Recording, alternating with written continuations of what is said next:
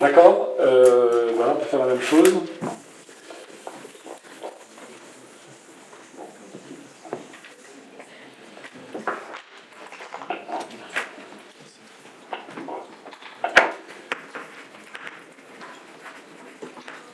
Donc, qui consisterait à dire, par exemple, deux playlists sans répétition sont équivalentes si, en fait, elles ont le même support, ce qu'on appellerait un support, c'est-à-dire elles ont le même ensemble d'éléments, en fait. Donc, on peut faire la même chose. Hein. Donc, sur l'ensemble des playlists sans répétition,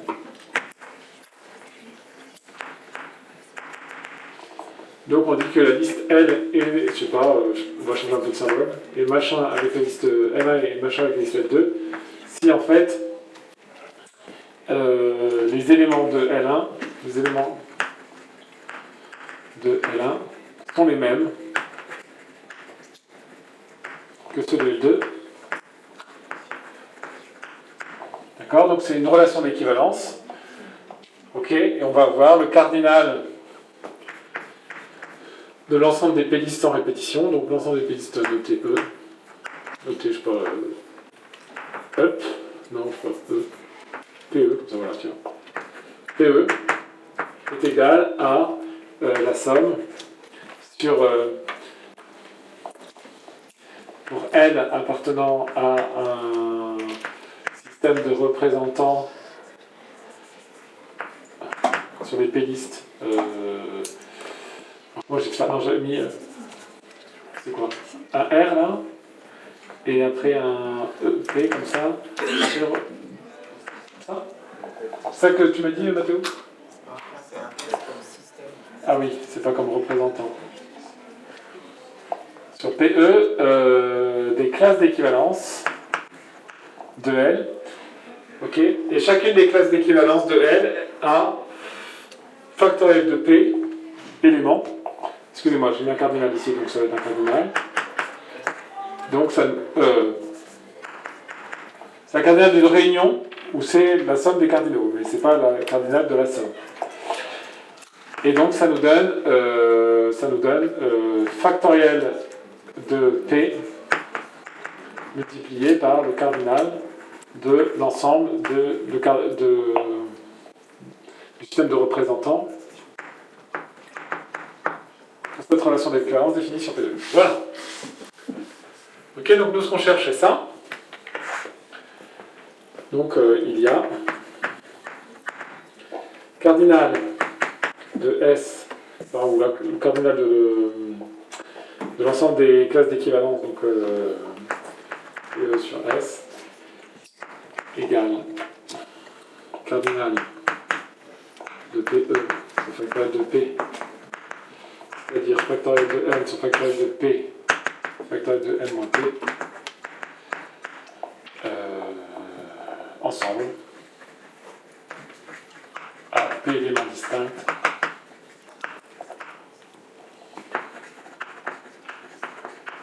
pris dans la.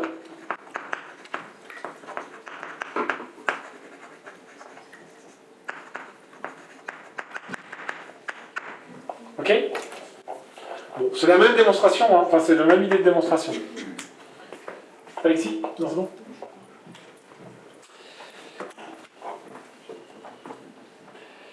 Remarque, ensemble non ordonné, le nombre de combinaisons apparaît lorsque l'on décompte un nombre de situations où les éléments élémentaires sont pas ordonnés. Cela peut se produire de deux façons. Tous les éléments sont tirés, donc c'est une poignée, on ne sait pas trop ce qui se passe, où les éléments sont tirés successivement, mais l'ordre ne compte pas. D'accord? Donc, il y a une question comme ça, on le tirait successivement et on ne savait pas trop quoi en penser. Donc on a dit que la convention, disons, quand vous lisez un texte dans lequel il est écrit tirer successivement, c'est qu'il faut tenir compte de l'ordre. Hein. Sinon, on dit tirer successivement, mais remélanger ou je sais pas quoi. Okay. Exercice, quel est le nombre de mains avec 3 as si l'on distribue un jeu de 32 cartes? Une main avec combien de cartes? Quel est le nombre de mains avec 3 as si on distribue un jeu de 32 cartes? Attendez, je regarde la solution, comme ça je vais regarder. Si on distribue... donc il y a 5 cartes, une main de 5 cartes. Quel est le nombre de mains de 5 cartes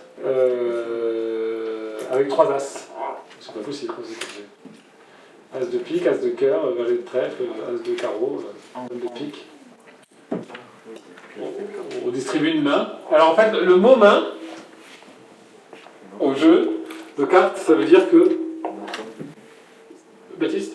Un ensemble de 5 cartes. Voilà, que c'est un ensemble, il n'y a pas d'ordre. Donc ici, une main de 5 cartes, c'est un ensemble de 5 cartes. Ouais.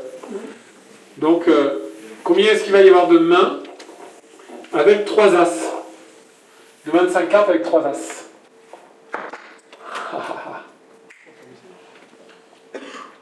Théo? 3 parmi 6. Ça devient 6. 3 parmi 5. Non. 5 parmi 32. Il y a 5 parmi 32 mains différentes. C'est vrai. C'est pas la question, mais c'est sa réponse. Exactement 3 as ou minimum 3 as sur 4? Exactement 3 as. Alexandre? 3 fois 4 parmi 28. 3 fois 4 parmi 28. Je sais pas trop pourquoi. C'est pas la réponse que j'attends. Peut-être que ça donne le même résultat, mais à mon avis, ça ne donne pas le bon. 3 fois 2 parmi 28. Peut-être qu'après simplification, on obtient le même résultat, mais c'est pas ça que j'attends. Arthur? 3 parmi 5 fois 5 parmi 32. Presque. Pourquoi 5 parmi 32? Parce que c'est le nombre de cartes, le nombre de mains de 5 cartes. Et dans ces mains, le nombre de... On a déjà pris 3 as. Ah oui. Donc 2 parmi 32. Pourquoi parmi 32? Maintenant? Parmi 28. Donc une main favorable, ça va être quoi? Non, 28, tu ne veux pas vendre. Alors j'enlève 4 as en fait. Une main favorable, ça va être une liste de 2 ensembles. Un premier ensemble qui est un ensemble à 3 éléments, qui correspond aux 3 as, et un ensemble à 2 éléments, qui correspond aux 2 autres cartes. D'accord? Donc une main favorable, c'est une liste. D'accord? Il y a d'abord les 3 as. Bon, on s'en fiche. Le d'abord, c'est dans la description, mais évidemment, c'est mélangé, tout ça. Mais il y a d'abord les 3 as dans votre description, puis après les 2 autres cartes. Et chacun de ces deuxièmes temps, c'est des ensembles. Donc une main favorable. Donc quand je dis C, en fait c'est pas vraiment C. En fait, il y a une bijection entre les mains favorables et cette façon de décrire les choses. Donc je vais mettre une main favorable et parfaitement décrite. Parfaitement décrite, ça veut dire de manière bijective. Vous pouvez décrire de manière bijective, si vous voulez. De manière bijective par un couple. D'abord, un ensemble de 3 éléments à partir des 4 as possibles, à partir de l'ensemble des 4 as possibles.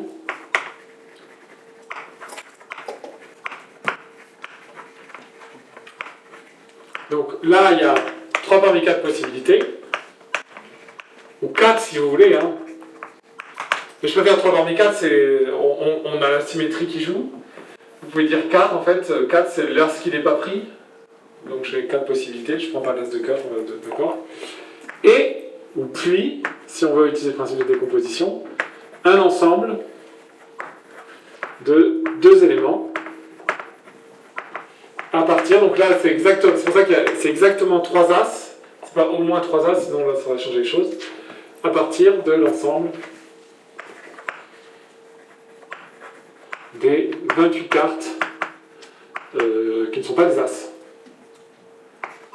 Les cartes non as. Donc là, il y a 2 parmi 28 possibilités. Comme j'ai un fois ici, donc le nombre de mains, c'est 3 parmi 4 fois 2 parmi 28. Donc peut-être que ça fait le résultat que nous avons annoncé. Hein. Donc ça fait 4 multiplié par 28 sur 2. 2 fois 28. 28 sur 27, pardon.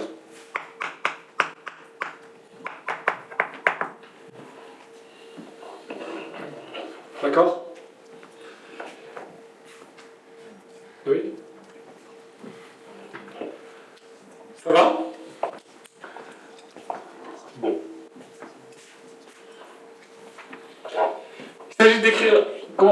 avec le principe de décomposition, en fait, il s'agit de décrire exactement, c'est-à-dire tous les éléments, sans les compter plusieurs fois, pour décrire exactement l'ensemble des situations possibles. On peut écrire une situation parfaitement définie par, ou de manière objective, le choix de, ça correspond à combien d'éléments disponibles, sur soit n impossibilités, puis le choix de, soit une possibilité, etc.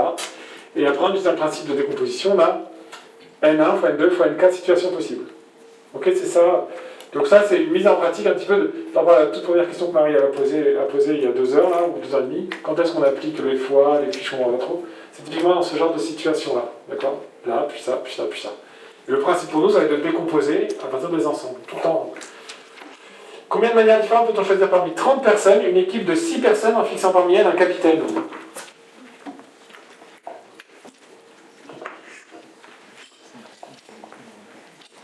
Donc combien, on va regarder un peu la correction là, combien de manières différentes peut-on fixer parmi 30 personnes une équipe de 6 personnes, enfin peut-on choisir parmi 30 personnes une équipe de 6 personnes en fixant parmi elles un capitaine?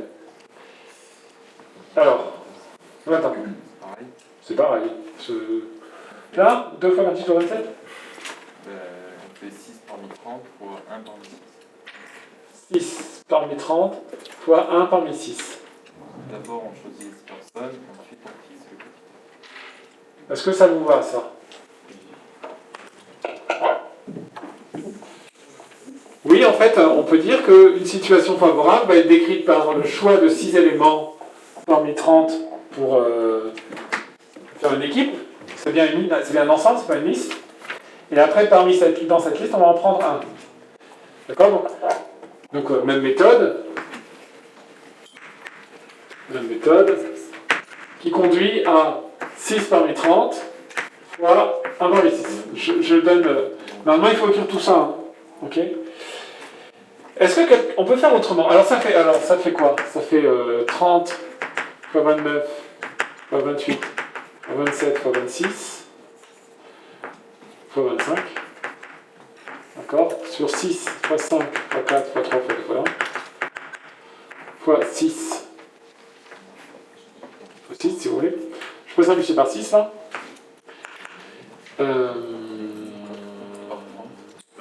Alors, ça fait juste, on va dire ça, ça fait la même chose que 30 multiplié par 29 fois 28 fois 27 fois 26 fois 25 sur 5 fois 4 fois 3 fois 2 fois 1, soit la même chose que 1 parmi 30 multiplié par 5 parmi 29. Est-ce que ça vous paraît logique? C'est la même chose que 1 parmi 30 fois 5 parmi 29. Walid? Je ne sais pas si c'est logique, mais en tout cas, moi, quand je faisais le calcul, j'ai trouvé ce que vous venez de dire maintenant. Comment je l'ai. Voilà, c'est ça qui m'intéresse. Quand je l'ai réfléchi, c'était 1 parmi 30, puis 5 parmi 20. Alors, est-ce que tu peux nous expliquer pourquoi? Parce que je prenais un capitaine, Exactement. et j'en ai un, et ensuite, après, je devais compléter l'équipe avec 5, mais du coup, il me restait que 20. Exactement. On peut aussi réfléchir autrement. Ça revient au même. On construit exactement le même principe, enfin, on construit le même ensemble de solutions, mais en pensant au capitaine, qui lui-même, après, choisit ses 5 bonhommes, par exemple. C'est 2 fois peut-être comme ça, d'ailleurs, vous avez fait quand vous faisiez du sport. D'accord? Donc, le 1. Quoi? Tu faisais pas de sport? Donc, voilà. Et ça donne le résultat, c'est ça qui est intéressant, c'est important même. D'accord? Et on verra, il y aura plein d'exercices où, selon la façon dont on va le penser, on pense les choses différemment, mais tout se compense évidemment, et à la fin, tout se compense en un seul mot. Et à la fin, on trouve le même résultat. Puisque le coefficient binomial exprime le nombre de quelque chose, il s'agit toujours d'un nombre entier, si les calculs fractionnaires se simplifient toujours. Il faut donc toujours commencer par simplifier les calculs avant d'effectuer le point de multiplication. Ok, bon. Dans la pratique, souvent on utilise la calculatrice, ou voire souvent on ne vous demande pas le résultat numérique. Comme moi, les vendredis, je demande le résultat numérique. Donc, en effet, la première chose qu'il faudrait faire, c'est ce que vous voulez faire. J'entends dire, ah, mais 30, on l'a en faisant 6 fois 5, etc. Donc, on commence par faire ça. Hein. Je sais pas, 5 fois 4, ça fait 20, il n'y a pas. 5 fois 5, 25, tac. 4 fois 3, 12. Alors, il y a un 12 là-dedans, non, il n'y a pas de trop malin. 5 fois 3 fois 2, ça veut directement 5 fois 3 fois 2, mais j'ai plus de 30. Ah oui, celui-là. Si tu veux. D'accord, donc il me reste 4 fois 7. 28. Ah oui, il me reste 4, et au-dessus j'ai un nombre qui est divisé par 4. Sinon on peut faire 2 et 2, enfin on va pas 7. Voilà. Donc j'ai 29 fois 7 fois 27 fois 26 fois 25. Ok, il n'y a toujours que des multiplications. Exemple, calculer 5 parmi 9. Donc vous avez tout viré et il vous reste 9 x 4. Donc exemple, là, 5 parmi 9, donc ça fait 9 fois... Déjà vous mettez en enlever 4. 8 x 7 x 6 sur 5 x 4. Qu'est-ce que je raconte j'ai simplifié 5, donc il reste 4. 4 x 3 x 2 x 1. D'accord, donc 4, 2, rien, 3, 3. Ok. 7 x 6, 42, x 3, 128. C'est ça? Ça me paraît bien. Vous avez factorisateur en chiffre alors qu'il n'y en a pas un dénominateur. J'ai simplifié par quoi alors qu'il n'y avait pas? En tout cas, c'est mon résultat. 5 factoriel. Voilà, en fait, j'ai factoriel de 5 sur factoriel de 4. J'ai gardé, enfin, j'ai simplifié par factoriel de 5 plutôt que par factoriel de 4. Ça me fait un nombre de moins. Donc, qu'est-ce que j'ai fait? J'ai fait le tour partout, surtout. Alors, voilà, propriété du coefficient binomial. Donc, quelques rappels qu'on avait vu en début d'année. 0 parmi n, ça fait 1 parmi n, ça fait n, 2 parmi n, ça fait n moins 1 sur 2. Si p est plus petit que n, p parmi n égale n moins p parmi n. Si p comprend 3n, p parmi n est égal à p parmi n moins 1 plus p moins 1 parmi n moins 1. La somme pour p moins 0n de p parmi n égale 2 puissance n. Et par convention, si p est strictement plus petit que n, voire négatif, on va dire que p parmi n fait au 0. Il n'y a que... non, c'est tout. Et toute règle de Pascal marche bien, sauf 0 parmi 0 qui donne 1, qui n'est pas égal à moins 1 parmi 0 plus moins 1 parmi moins 1. Remarque binôme de Newton. Je sais pas pourquoi, binôme de Newton. Remarque binôme de Newton. En disant la distributivité de fois par rapport à plus, l'associativité et la commutativité, nanana. Ok. Petite remarque. On peut maintenant. Pourquoi est-ce que P parmi n égale n moins P parmi n en termes de dénombrement? Oui. Choisir P éléments dans un ensemble d'éléments, ça revient à choisir les n moins P éléments qu'on ne va pas choisir. Voilà, exactement. Donc, l'ensemble, le sous-ensemble à P éléments parmi n éléments, en fait, il est parfaitement défini par son complémentaire. Et le complémentaire, lui, c'est n moins P parmi n. Pourquoi est-ce que P parmi n est égal à P parmi n moins 1 plus P moins 1 parmi n moins 1? Comment est-ce qu'on démontre ça? Alors, Adam, alors avec des mots, ça va être chaud. Vas-y. Ça revient prendre un élément de notre ensemble d'éléments, quand on aura par exemple oméga. Et ça revient à prendre les ensembles à P éléments qui ne contiennent pas un oméga, et les ensembles à P moins 1 éléments, plus oméga, c'est-à-dire les ensembles à P éléments qui contiennent oméga. Parmi n. Donc, P parmi en, ce qu'il nous dit, c'est des sous-ensembles à P éléments dans en, en fait, ça va être les sous-ensembles à P éléments dans en, mais sans oméga. D'accord? Ou bien les éléments d'ensemble à P éléments dans en dont oméga, donc autrement dit, à P-1 élément dans en privé d'oméga, alors je vais mettre, qu'est-ce qu'il faudrait que je mette? Phi de cet ensemble-là, où phi en fait, c'est une application qui a un ensemble A à ceci, A union oméga. D'accord? C'est-à-dire que si vous prenez votre ensemble, soit vous avez ceux qui ont P éléments qui n'ont pas oméga, donc ça marche bien. Donc en fait, c'est comme si vous les avez pris dans en privé d'oméga. Soit en fait, c'est des ensembles qui ont P éléments et qui ont oméga, donc autrement dit, c'est les mêmes que, à oméga près, les mêmes que P-1 éléments dans en-1. Ok? Donc il faut prendre ceux à P-1 éléments dans en privé d'oméga, mais leur rajouter oméga, donc je les compose par phi quand même. Ok? Mais phi elle est bijective en fait, rajouter un oméga ça change rien. Donc maintenant si je regarde le cardinal, donc on sait que ça fait P parmi n. Alors, c'est une réunion qui est disjointe. D'accord? Puisqu'il n'y a pas le même nombre d'éléments. Enfin, au total, il y aura le même nombre d'éléments. Alors, soit vous réfléchissez avec la transformation avec phi, ce qu'il faudrait faire. Là, ceux-là n'ont jamais oméga, ceux-là ont tous oméga. Donc, il n'y en a aucun qui est dans les deux. Donc, on va avoir la somme des deux. Donc, on va avoir P parmi n-1. D'accord, on n'a pas pris oméga. Plus, ça c'est bijectif, donc c'est le même que celui-ci, c'est-à-dire P-1 parmi n-1. D'accord? Et ça nous donne le résultat de Pascal. Pascal. Oui, Gaël. Mais si on commence par phi, ça rajoute pas oméga, donc ça fait pas n au lieu de En fait, alors,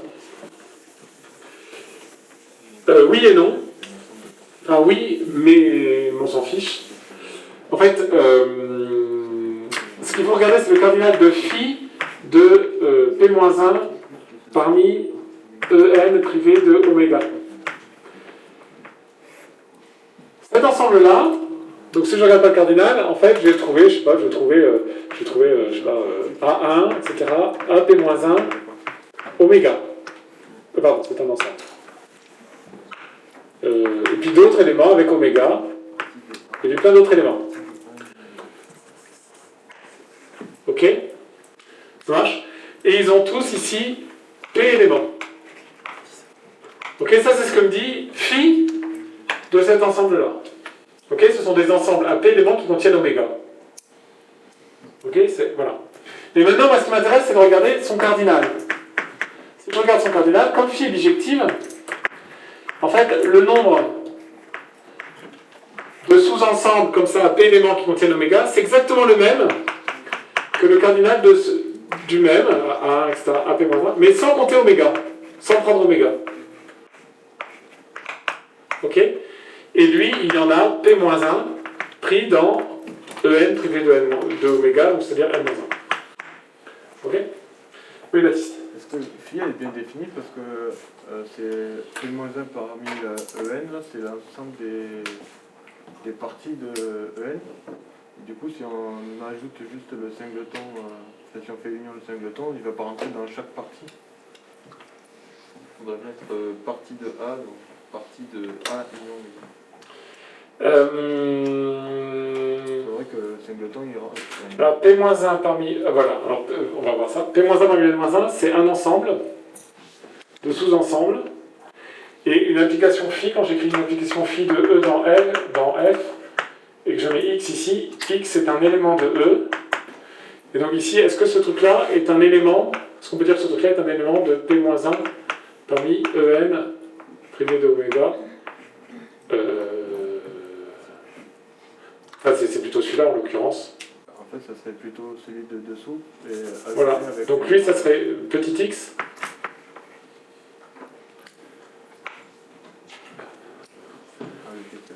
D'accord? Donc, ce petit x qu'on a l'habitude ici, c'est un ensemble. Donc ici, il y a une application qui prend un ensemble dans un ensemble d'ensemble. Ça, c'est un ensemble d'ensemble. Hein?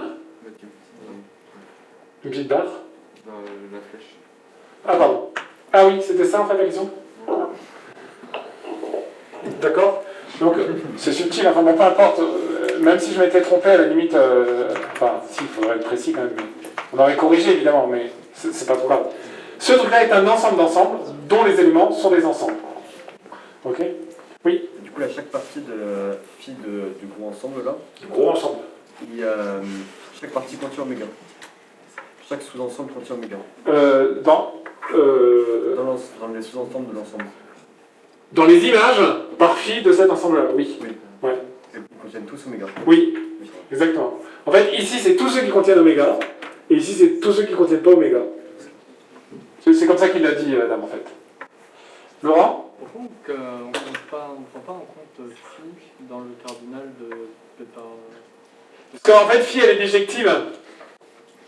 Donc on a deux ensembles. On dit, en fait, notre ensemble dont on cherche le cardinal, c'est la réunion de deux ensembles. Ok? Donc, a priori, c'est le cardinal du premier plus le cardinal du deuxième. Et dans le cardinal du deuxième, en fait, l'ensemble qu'on regarde le deuxième, c'est l'image par phi d'un autre ensemble. D'accord? Donc en fait, et comme phi est bijectif, je vais regarder le cardinal du premier, enfin de lui, plutôt que de regarder le cardinal de... Enfin, mais qui est le même que le cardinal de phi de bidule. Hein. Tu vois, le cardinal de phi de bidule, c'est la même chose que le cardinal sans phi. Là, il n'y a pas de phi, là. Ça, cet ensemble qui est là, c'est celui-là. Hein. Ok? Mais il n'y a plus phi, car phi est bijective. Je vais donc transformer cet ensemble-là en celui-là, et qui a le même cardinal, qui est n-1 parmi p-1. Ça va? Donc d'une certaine façon, j'en tiens compte pour dire l'égalité des ensembles, mais dans le calcul du cardinal, j'en tiens pas compte, parce que comme elle est bijective, je l'ai utilisée parce que je regardais à l'arrivée ce qu'elle valait, mais dans le calcul du cardinal, je regarde ce qui se passe au départ, puisqu'elle est bijective, qu'il y a le même nombre d'éléments. Pour le E, hein, je parle que de lui. Ça marche? Là, c'est tout? Propriété du... Il y avait un autre truc, non? Nombre de chemins, au chapitre 2, nous avons vu le rapport du nombre de chemins. Oui? Enfin, j'ai pas compris. Enfin, j'ai compris pourquoi tout ne changeait rien, mais j'ai pas compris pourquoi c'était nécessaire. Parce que sinon, on n'a pas cette égalité-là. Mais si ça change rien. Elle change rien au nombre de cardinal, mais pas au nombre d'ensemble, pas au niveau des ensembles. On passe notre temps à regarder les ensembles et après à regarder les cardinaux. Donc, si toi tu me mets sous le tapis l'histoire des ensembles, parce que c'est plus subtil, parce que tu veux gagner du temps comme ici, là. Ok? À ce moment-là, je vois pas que tu n'as pas parlé de filles et ça passe bien, quoi. Ok, mais la stratégie, et ça sera la même sur la probabilité, c'est toujours de regarder la relation ensembliste, 1, et de passer aux probabilités, donc, ou passer aux cardinaux ici. Ok? Donc là, par contre, au niveau des cardinaux, ça ne change pas, mais au niveau des ensembles, il faut la mettre. Ok? Et le passage de l'ensemble à cardinal de phi, elle, par contre, elle devient visible, elle peut disparaître, parce que comme elle est bijective, l'ensemble de départ ou l'ensemble d'arrivée, pour phi, ça ne sert à rien. Donc toi, tu voulais l'ensemble d'arrivée, tu dis, bah, moi, ce que je connais, c'est celui de départ, donc je fais disparaître phi, et mon ensemble d'arrivée, je mets celui de départ, et j'ai plus phi. Ok? Alors, tout se résume là-dedans, donc c'est le tableau qu'on a vu en début de cours hier.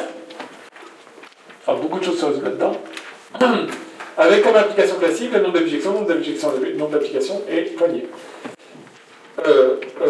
Oui, non, oui, non, oui, oui, oui, non. Donc vous voyez qu'on n'a pas la situation non-oui. Là, on fait croire qu'il y a les 4 trucs, mais en fait, il y en a une qui est doublée et une qui a disparu dans la disposition oui, non, non, oui. Elle est doublée selon qu'on a été au bout ou qu'on n'a pas été au bout. Ok? Du coup. Alors, on considère une urne de 10 boules, 6 rouges, 4 blanches, 4 bleues, pardon. Combien existe-t-il de façons différentes de tirer 4 boules dans l'urne, dont au moins 2 seraient rouges? Si le tirage se fait simultanément, si le tirage se fait une à une avec remise, si le tirage se fait une à une sans remise, la méthode est toujours la même. À chaque fois, on prendra un paramètre ou un conditionnement, on supposera que le nombre de boules tirées vaut K avec K par exemple 0 à 2. C'est comme hier avec les mains, quand on avait au moins, il fallait faire complémentaire. Mais on avait vu qu'on pouvait faire exactement 1, exactement 2, exactement 3, exactement 4. Ok? Exactement 0, faire la somme. Donc là, on va faire exactement 0, exactement 1, exactement 2, et puis on additionnera. Je distribue le chapitre d'après. On commencera probablement que mercredi, mais je vous le dis au cas où, je vous le donne quand même maintenant.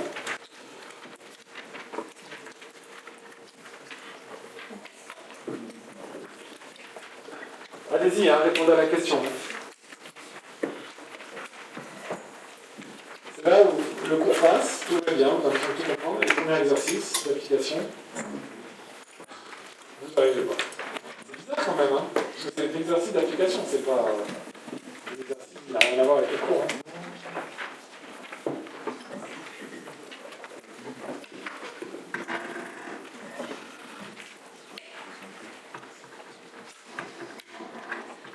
Alors on va... donc si on commence par regarder qu'est-ce que ça pourrait être, si vous êtes bloqué, je vous ai dit, la première chose à faire, c'est toujours vous dire comment on peut décrire l'ensemble des solutions. Donc, à quoi ressemble une bonne réponse, une réponse à cette question-là. Je veux pas que vous me dites, en fait c'est 2 parmi 3 fois 4 parmi 2. Pour moi ça me dit rien ça. Je veux pas un nombre... ça me dit rien si vous me dites un nombre. Combinatoire et groupe fini. Déterminant. Bon. Donc, à quoi ça ressemble? Si le tirage se fait simultanément, ça ressemble à quoi en fait? Un ensemble, oui. Donc on parle des solutions possibles pour l'instant. Donc un tirage, ça va ressembler à... Donc, je sais pas, les boules... Est-ce que les boules sont numérotées? Non. Hein? Oui, vas-y. Oui. Elles sont pas numérotés, mais il faut les différencier. Oui, enfin ça dépend. Mais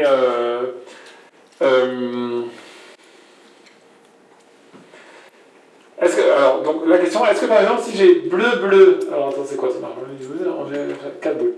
Bleu, bleu, rouge, rouge, enfin un ensemble bleu, bleu, rouge, rouge, de 2 bleus et de 2 rouges, ça correspond à un résultat du tirage, ou alors est-ce qu'il faut faire bleu 1, bleu 3, rouge 1, rouge 2? Arthur. Bah, dans le cas où on ne les numérote pas, il faudra compter le nombre de cas que ça prend. Oui. Et du coup, c'est plus compliqué, mais ça se fait aussi, j'imagine. Oui, bon, en les numérotant en fait. Donc, a priori, quand c'est comme ça, à la limite, il faut dire, bah, il y a 4 bleus, il y a une rouge et 3 bleus, il y a 2 bleus et 2 rouges, il y a 3 bleus et une rouge, enfin, je suis dans la même, non. Enfin, il y a 3 rouges et une bleue, et il y a 4 rouges. Donc, il y a 5 tirages différents. Voilà. C'est pas faux, ça.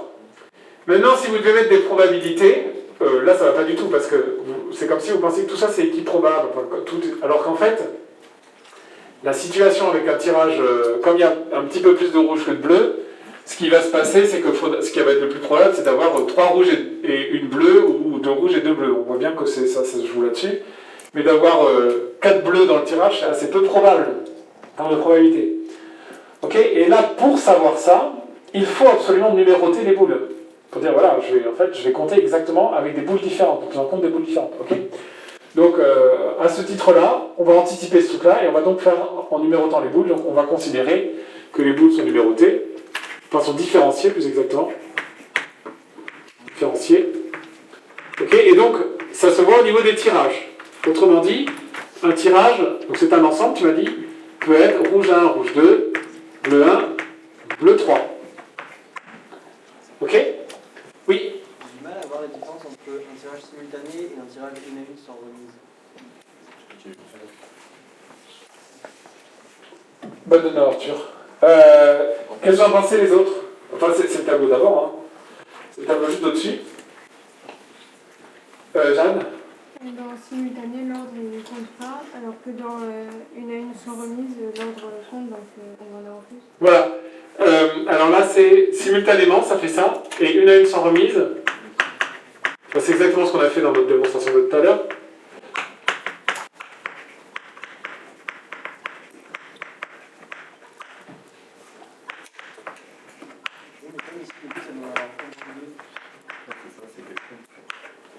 Quoi?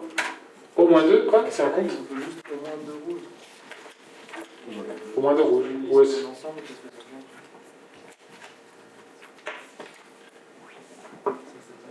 Ben, c'est pas le même tirage ces deux-là. Ça, c'est 2 tirages différents, donc il faut compter 2. Et ça, c'est un seul tirage possible, donc il faut compter 1. Oui? Vas-y, Laurent. Pourquoi on les numérote alors que ce qui importe, c'est leur couleur? Parce que change les morceaux. Alors,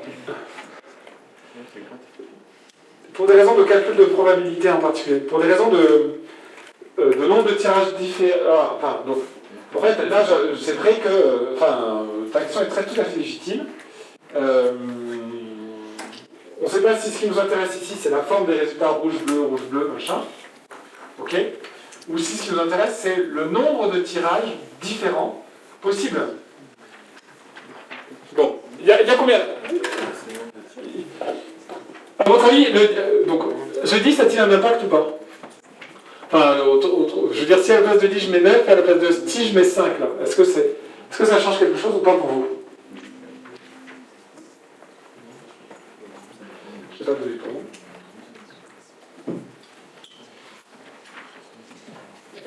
On va faire les deux, hein. On va faire les deux, moi je m'en fiche. Hein. Je sais faire les deux. Est-ce que le 10, 6, 4, c'est important? Est-ce que ce qui compte, c'est d'avoir juste des boules rouges et des boules blanches, enfin, des boules rouges et des boules bleues, des boules rouges et des boules bleues, et en nombre suffisant pour que tout soit possible? Ou pas? Qu'est-ce que vous en pensez?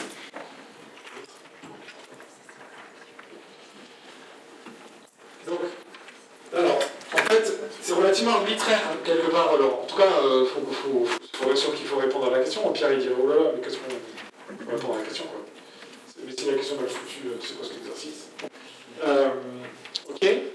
Donc, il faut qu'on se mette d'accord. Mais maintenant, moi j'ai envie de trancher en disant c'est hyper important de différencier les boules, donc Arthur il a déjà essayé d'expliquer, par rapport à la réalisation du tirage. Si je mets 99 boules rouges et une boule bleue, d'accord? Qu'est-ce que ça change par rapport à une boule rouge et une boule bleue? Dans les faits, dans la vie, quoi. Enfin, je veux dire, on fait des tirages comme ça, on tire 2 boules. Il y a une boule rouge et une boule bleue. Bon, alors, si on tire 2 boules, on va tirer la boule rouge et la boule bleue. Bon. Mais s'il y a 99 boules rouges et une boule bleue. Oui, je vois. Oui, la plupart des réalisations qui vont se faire vont être rouge, rouge, rouge, enfin rouge, rouge, ok? Donc, ça dépend si on est en train de regarder ça, en fait. C'est-à-dire, si on regarde les cas possibles en disant, je regarde si c'est rouge et bleu, à ce moment-là, on va faire la liste, ça va être très simple, hein. D'accord? C'est rouge, bleu, bleu, enfin voilà. Maintenant, si on s'intéresse vraiment au poids des quantités de chacun, on va différencier les boules, et en fait, pour avoir un poids qui va être égal ou équiprobable de chacun des tirages possibles, il faut absolument dire le tirage rouge 1, bleu 1 et le tirage rouge 2, bleu 1, c'est pas les mêmes. Ils ont autant de chances d'être réalisés tous les deux. Ok? Et donc, de manière générale, rouge et bleu, est moins probable, par exemple, que rouge et rouge. Rouge 2, rouge 3, et j'en ai plein là, je peux en faire plein. Ok? Donc c'est là-dessus que ça se joue, si tu veux. Donc, si l'énoncé est mal foutu, l'énoncé est mal foutu. Mais ce qui est important, c'est d'essayer de comprendre ce qui se passe. Donc, on va faire les deux, hein, moi je m'en fiche. Peut-être que c'est plus simple de répondre en termes de rouge-bleu sans différencier dans un premier temps. D'accord? Ça nous donne un nombre de solutions fastoches, et puis après on va les différencier. C'est plutôt celui-là qui m'intéresse parce que dans le cadre du cours des probabilités, c'est ça que je vais faire. Donc si, sans différencier. Bon, sans différencier. Donc, première question, si le tirage est fait simultanément, combien est-ce que j'ai de façon de tirer les boules? J'en ai 5, qui est le nombre de boules rouges tirées parmi 0, ou 1, ou 2, ou 3, ou 4. Ça vous va, ça? Les solutions ici, ça va être... donc si je tire, ça va être un ensemble. Donc je regarde, c'est un ensemble d'ensembles dans lequel il y a écrit 2 nombres, même un seul nombre d'ailleurs. Par exemple, K. Pour K appartenant à 0, 4. D'accord? Ou K, donc c'est K représente le nombre de boules rouges. Nombre de boules rouges tirées. D'accord? En fait, ça me suffit ça parce que je fais des ensembles. Donc c'est soit l'ensemble une rouge et 3 bleus, soit l'ensemble 2 rouges et 2 bleus, soit l'ensemble 3 rouges et 1 bleue. Donc tout est résumé dans l'information K, qui est un nombre entre 0 et 4. Donc j'ai au total 5 tirages différents. Ça vous va? Ça, c'est dans la situation où on n'a pas différencié les numéros. Enfin, on n'a pas fait des numéros boules. Hein? Hein? C'est la question 1. Là. Tirage. Au moins 2, c'est bon. Ah, pardon. Ça, c'est le nombre de tirages, oui.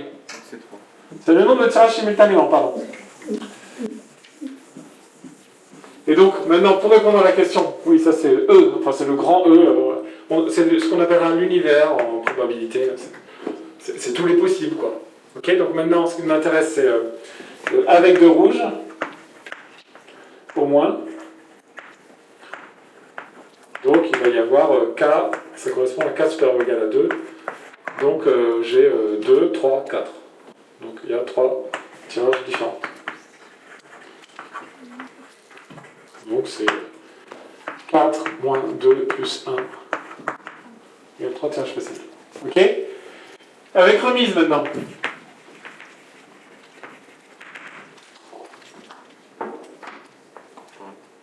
1 factoriel. C'est pareil. Maintenant c'est pas pareil, puisqu'on a dit que ça dépendait de l'ordre. C'était la question de Gaëtan disant pourquoi je vois pas la différence, on a dit bah si c'est trop différent. Donc c'est pas pareil, si c'est différent. Donc ce coup-ci, dans l'univers, comment est-ce qu'on va coder les tirages maintenant? Là, il suffit du nom, hein? Oui. C'est possible parce qu'il y a plus de boules rouges que de voilà. boules composant le tirage. Heureusement. Et aussi plus de bleu d'ailleurs. ou égal. Donc tout est possible. Oui, oui. On n'a pas de cas à virer. Donc ça nous rassure. Alors, à quoi va ressembler l'univers? C'est le même. Non. Parce que maintenant on regarde les ordres. Donc il ne suffit pas de dire j'ai une boule rouge. Il faut que je la place aussi, la boule rouge. Une permutation, c'est pas un ensemble, ça. C'est 4 factoriels.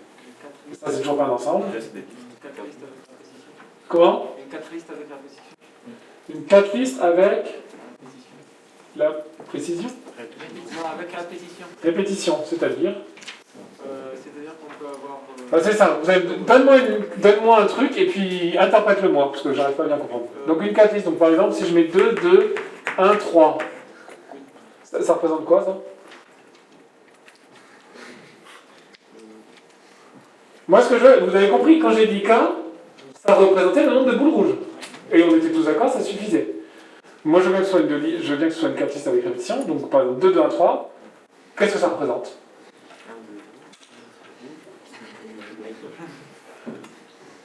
Si vous ne savez pas d'écrire, vous n'arriverez pas à compter, hein. Faut pas rêver. Hein. Et d'écrire, c'est en fait juste se mettre d'accord pour dire voilà, en fait un tirage possible, c'est ça pour là. D'où ce que je vous avais dit au début, commencez par essayer de donner une solution, enfin de dire qu'est-ce que ça pourrait être une possibilité. Ça vous aidera à savoir comment créer la chose. Arthur. À chaque position, on met un 1 si c'est une rouge, un 0 si c'est une bleue. Et il faut que la somme des... Ok, alors d'abord, oméga. Pour l'instant, je ne parle pas de... Je ne suis pas à la question au moins de rouge. Je suis à la description déjà. Donc toi, tu me dis en fait... Donc déjà, vous prenez des nombres, mais vous prenez entre 0 et 1. Donc 0, 1, 1, 0 par exemple. Ça veut dire on a eu deux boules rouges qui sont tirées au moment 1 et au moment 2. C'est ça? Ou alors on peut mettre des indicatrices et si la boule sur rouge, partir le choix qu'on veut. Donc on a le choix qu'on veut pour la description. C'est vous qui choisissez la description que vous voulez. Évidemment, ce qu'il faut, c'est que la description que vous voulez soit en bijection avec la mienne. Parce que la mienne, elle est juste. Ok, enfin, ou celle du global. Donc, toi, tu choisis de dire, voilà, en fait, on va prendre comme ça. Et en fait, on va prendre pour oméga les deux listes, n'importe quoi, les 4 listes avec répétition, pris dans 0,1. D'accord? Et en fait, c'est vrai, c'est un peu comme... Donc, ok, ça va. Ces deux listes avec répétition pris dans 0,1, on avait déjà dit, c'était la même chose que le nombre de... C'est la même chose que les sous-ensembles, où il est parti. D'accord? Ici, ça serait l'ensemble 2, 3, en fait, qui est en fait l'ensemble des numéros de A. On aurait pu réfléchir autrement en disant je prends l'ensemble des numéros où A est tiré. Ça revient au même, hein, on a dit. Hein. Sauf que, si on réfléchit en termes de parties, c'est peut-être plus facile de dire maintenant la condition je veux en plus qu'il y ait au moins 2 rouges. Parce que si on réfléchit en termes de parties, ça veut dire qu'on est en train de regarder des sous-ensembles dont le nombre d'éléments est supérieur à 2. Et ça, on sait le faire en fait. Parce qu'on sait calculer le nombre de sous-ensembles dont le nombre d'éléments est quelque chose de précis. D'accord? Donc en fait, on va trouver 2 parmi 4, plus 3 parmi 4, plus 4 parmi 4. Est-ce que ça vous va? Ok, donc finalement, je change, je ne prends pas ce truc-là, je vais prendre l'autre. Donc oméga égale, je sais pas, l'ensemble, je prends exactement le même qui correspond. Hein. L'ensemble vide, ça veut dire pas de rouge. D'accord? Et c'est en fait l'ensemble des numéros de tirage de rouge, de boule rouge. C'est bien, j'en aurai besoin après. Dernière chose, c'est un ensemble ou c'est une liste? C'est 2, 3 ou c'est 3, 2? Est-ce que c'est différent de 3 et 3, 2? C'est le chiffre qui compte la position. Oui. Le 3 est en... Alors, donc, très bien. C'est ça qui compte. De toute manière, on arrive de là. Donc, c'est sûr que c'est des ensembles. En fait, 3-2, c'est la même chose que 2-3. Mais 3-2 ne va pas se présenter, puisque, en fait, en réalité, je pense à mon avis, mais ça me va pour partie. Hein. Mais je pense que plus précisément, c'est le nombre de listes croissantes à 2 éléments. Et en fait, le nombre de listes croissantes, c'est le même que le nombre de sous-ensembles. C'est-à-dire, on les contraint, on dit 2-3 c'est la même chose que 3-2, mais en même temps 3-2 n'existe pas. Et c'est exactement comme ça que vous écrivez vos ensembles d'ailleurs, on les écrira toujours de manière croissante quasiment. Ok, donc ça me va. Et donc le nombre de... Alors S là, G est supérieur ou égal à 2, ça va donner le cardinal de G supérieur ou égal à 2, ça va me donner donc 2 parmi 4, plus 3 parmi 4, plus 4 parmi 4. Ça vous va? Donc 6 plus 4 plus 1. 11. Et maintenant, avec remise, ils sont passés avec remise. Hein? Sans remise. Ah bah, que ça change. Pierre? Exactement, c'est exactement pareil. La différence qu'il aurait pu y avoir, c'est ce que dit Arthur, c'est si par exemple on avait tiré avec seulement 2 boules rouges par exemple dans notre urne, c'est-à-dire que, et donc le fois où on avait fait avec, sans remise, on aurait pu épuiser quelque chose. Mais là il y a tellement de boules rouges et de boules bleues dans l'urne, par rapport au tirage qu'on fait, que rien n'est épuisé, et que si on ne s'intéresse pas à la différence entre les boules, en fait c'est exactement le même codage, les mêmes possibilités de choses qui se présentent, enfin, tout pareil. Ok? Donc c'est la même chose. En fait, c'est pas mal parce que cette partie-là, d'avoir fait ça, ça nous permet de réfléchir d'abord à la situation de où sont placés les rouges. Et maintenant, on va refaire un tour, mais on va numéroter les boules. Et donc, en fait, on va reprendre la même chose, mais à chaque fois qu'on a 2 boules, par exemple, comme ici, il va falloir aussi choisir les numéros des 2 boules considérés pour les rouges et les numéros des 2 boules considérés pour les bleus. Oui? C'est quoi G? G, je sais pas ce que c'est que G. G, c'est le nombre de boules rouges. G comme rouge. Comme, je sais pas, comme green en anglais.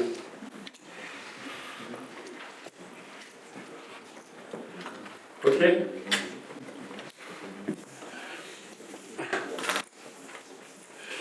Alors.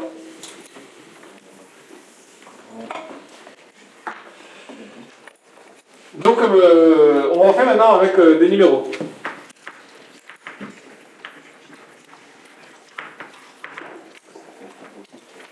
Alors là, par contre, ça va changer, en effet. Alors peut-être qu'on peut commencer... bon, non, peu importe. Simultanément. Comment on va différencier les tirages simultanément? Donc, les oméga, là, ça va être, je sais pas, donc un ensemble. Rouge 1, bleu 2, rouge 3 et bleu 4.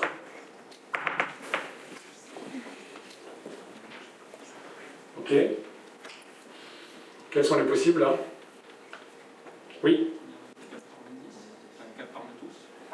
4 parmi 10, ça correspond à quoi ça? Au cardinal de d'oméga, ouais. Cardinal d'oméga, c'est 4 parmi 10. D'accord? En fait, on ne différencie pas les boules. 4 parmi 10. Et maintenant, si on s'intéresse vraiment à R, donc je ne sais pas comment l'appeler, on l'appelait R ensemble, supérieur ou égal à 2. Ici, qu'est-ce qu'il va y avoir? Donc ce coup-ci, on va regarder ces 4 parmi 10. Mais on va les regarder paramétrés par le nombre K de boules rouges. Donc si on a 2 boules rouges, en fait, c'est qu'on en a pris rouge 2 parmi 6. Merci. Et combien de blanches? Non, il n'y en a pas. Combien de bleus? 2 parmi 4. Il y a un fois là. Ça correspond au nombre de tirages avec 2 boules rouges, 2 boules bleues. Très bien.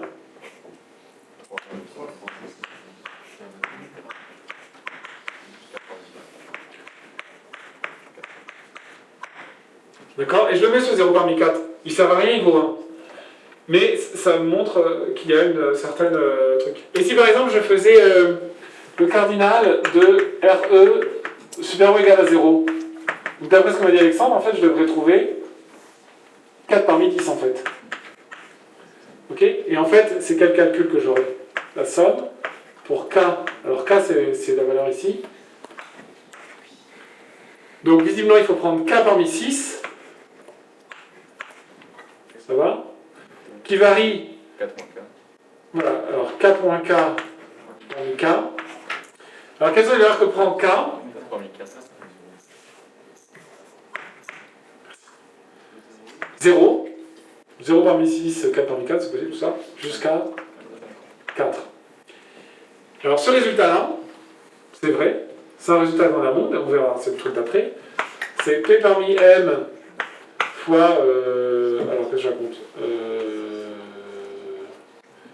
qu'est-ce que je dis? K parmi M, somme pour k variant de, je sais pas quoi, on va réfléchir.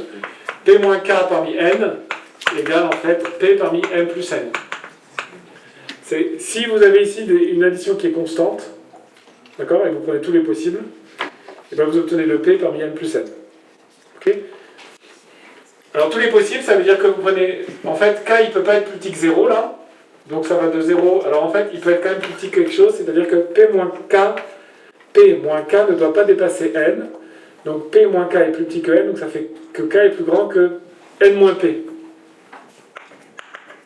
D'accord, donc k varie du plus petit des deux, là, de 0 à n moins p, et il ne peut pas dépasser m, et ici il ne peut pas être en dessous de 0, donc ça veut dire qu'il ne peut pas dépasser p.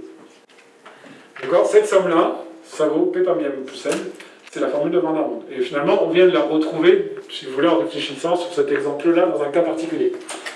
Alors maintenant, si je reprends cette histoire-là, avec remise, en tirant une à une et en numérotant les boules. Quels sont mes possibles? Donc maintenant, oméga, ça va être, on a dit, en fait, on a les positions occupées par les boules. Ok, donc c'est un ensemble de 3, voilà, un ensemble. Et après, il faudrait aussi connaître les numéros, oui. Une parmi 6. Ah non, là, pour l'oméga. Oui, alors pour oméga, donc en fait, un ensemble, ça va être une liste, oui.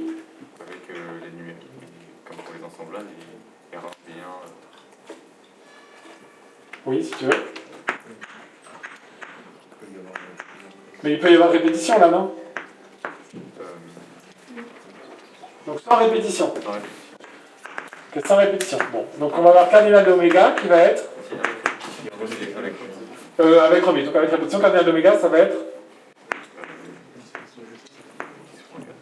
10 puissance 4. D'accord? 10 fois 10 fois 10 fois 10. Ça marche? Et on va avoir cardinal de G de RE égale K, par exemple, et puis on fera la somme si on a besoin, mais déjà égale K. On a exactement K rouge. Comment est-ce qu'on peut avoir exactement K rouge? Oui? K fois 6, non, 1 fois 6, 1 parmi 6, fois 1. Alors si tu me dis 1 parmi 5, 1 parmi 4, je préfère 3 parmi 6. Mais là, ça revient au même, hein, mais... C'est quoi ce 1 parmi 6 fois 1 parmi 5? C'est le choix de la première rouge plus le choix de la deuxième rouge. Oui. Donc on prend 2 rouges en fait. Oui. Donc 2 parmi 6. Pierre? Ou je sais pas qui, mais c'est pas grave, c'est se lever. Oui? 6 puissance 4, c'est-à-dire que tu as une répétition. 6 puissance 4, ça me va. Très bien, très bien. Et fois, c'est 4. 4 puissance 4 moins 4. 4 puissance 4 moins K. C'est pas mal, ça. Donc ça, c'est des numéros des rouges, les numéros des bleus, en fait. On les multiplie, ça veut dire qu'on a une liste. Mais il y a un truc qui va pas tout à fait bien. Oui? Le positionnement des rouges et des bleus, du coup... Quoi? C'est le positionnement des rouges et des bleus. Exactement. Alors en fait, en faisant 6, 6, 6, on positionne les rouges déjà entre elles. Il y a la première rouge, la deuxième rouge, la troisième rouge. Et bleu, bleu, bleu, on positionne les bleus entre elles. Mais il y a un truc qui nous manque, c'est comment est-ce qu'on glisse les rouges avec les bleus. Et donc il faut choisir d'abord la position occupée parmi les rouges dans les 10 et dans les 4 possibles. Donc en fait ici la description, si vous voulez, c'est... Bon, je vais avoir 4 tirages. Ok? Je réfléchis d'abord où je vais mettre mes 2 rouges. Ça sera ces deux-là et ces deux-là. Après, je regarde les 2 rouges que j'ai tirés. C'est R3 et c'est R4. Quand il y a bien un ordre. Et je regarde les 2 bleus que je vais tirer, c'est B2 et c'est B1. D'accord? Et j'ai pris l'ensemble 2, 4. Ok? Voilà. Ça, cette description-là, ça correspond au tirage B2, R3, B1, R4. Et c'est parfaitement bijectif. D'accord? Et donc maintenant, si je recalcule, donc j'ai une multiplication des 3, 2 parmi 4, 6 puissance 2, 4 puissance 2. Ok? 4 puissance 2, a priori, même ça revient au même. Ok? Et maintenant, si je fais cette somme-là, en prenant tous les possibles, j'ai entendu que ça allait sonner, hein, ne vous inquiétez pas. Pour k variant de 0 à 4, qu'est-ce que j'obtiens? J'obtiens exactement 1000 newtons. Et donc, c'est-à-dire 10 puissance 4. C'est bon. Ok. Alors juste pour terminer, qu'est-ce qui va se passer avec remise, sans remise? Oui. Le 6 puissance K sera remplacé par un 4 parmi 6 et Le 6 puissance 4 va être remplacé par un 6 fois 5. Par un 6 fois 5. Enfin factoriel de 6 sur factoriel de 6 moins K. Un arrangement, oui. Et ici, on va avoir factoriel de K sur factoriel de 4 moins K. De 4 moins K, donc c'est-à-dire factoriel de K. Donc en fait, on va se retrouver avec un coefficient binomial, un autre coefficient binomial, un 4 qu'on va pouvoir sortir, et la formule de Van der Waals qui va marcher, et on va retrouver le résultat qu'on pouvait avoir à nous faire avant. Ok, donc vous regarderez dans le poly de la correction de ce truc-là. Donc ça, ce sera pour... Ah oui, celui-là, je le ferai... Réfléchissez à celui-là, on le corrigera mardi. Et donc pour mardi aussi, 529, 542, et puis ça pour jeudi. Jeudi, on fera encore des TP de dénombrement. Mardi, on terminera ce chapitre, et mercredi, on commencera les groupes. Le groupe symétrique, je veux dire. Le groupe symétrique, ça fera 2 séances. Hein. Mercredi, jeudi, c'est fini, je pense.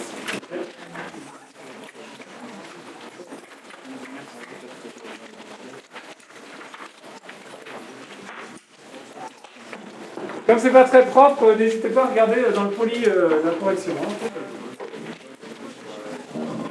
Donc dans le cours sur le drive. Que j'ai mis à jour, que hier après, je crois qu'on fait les hier midi, ça n'a pas marché, J'ai récupéré, j'ai mis le cours ou pas sur le drive.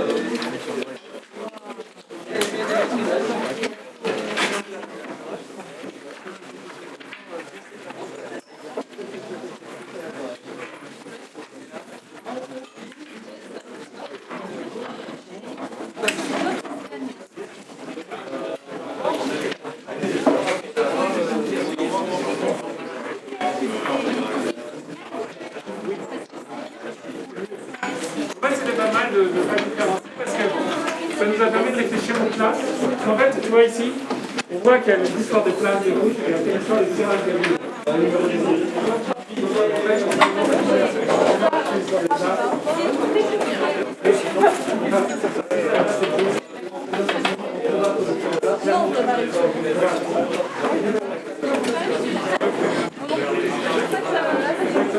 Voilà, c'est ce que disait Arthur dans la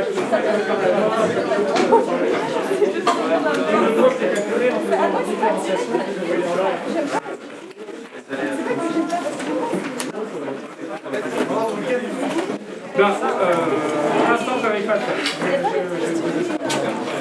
C'est pas bien cadré. La qualité de l'eau, elle est très bonne parce que c'est trop bonne. La rénovation, elle est hein? pour la réduire avec le réduire avec le baisse. Comment tu vas la réduire? Elle est par le baisse. Ouais, je sais pas du faire. Attends, je vais faire un truc, d'abord. Je vais faire cette numérique. Voilà.